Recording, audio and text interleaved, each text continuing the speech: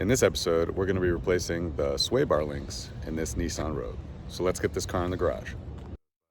If you're going to remove these, it's just these two bolts, and you just want to make sure the car is nice and level and there's no load on the sway bar.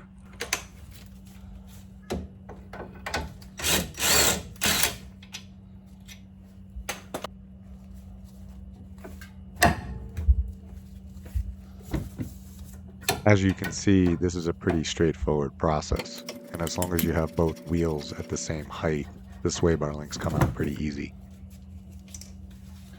I'm not going to show the removal of the other one since it's pretty much the same.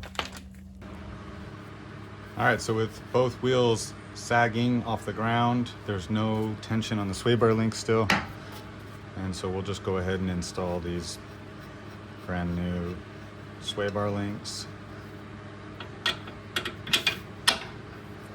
Pretty self-explanatory.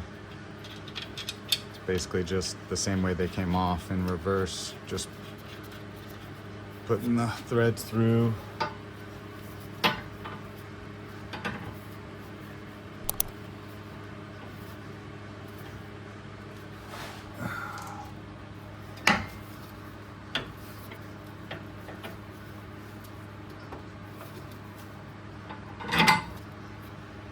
Sometimes you just have to maneuver the ball joint to get it lined up so that you can put them in.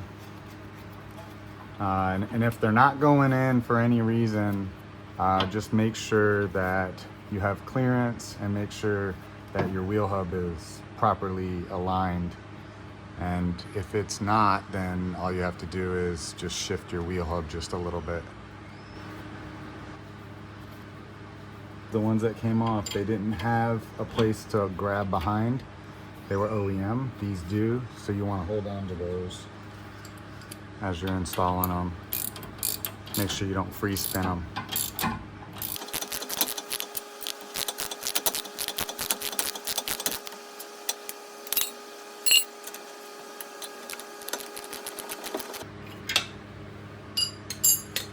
Now, the bag for these actually says to torque the nut at the strut to 72 and the lower one to 55, which is different than the requirements on the car, but that's exactly what I'm going to do because that's the manufacturer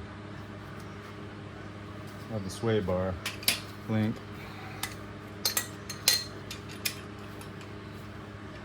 This one's the lower. Let's see how I can...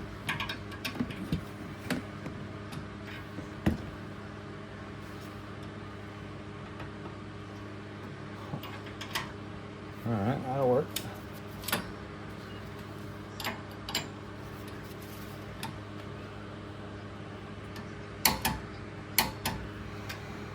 That's 55.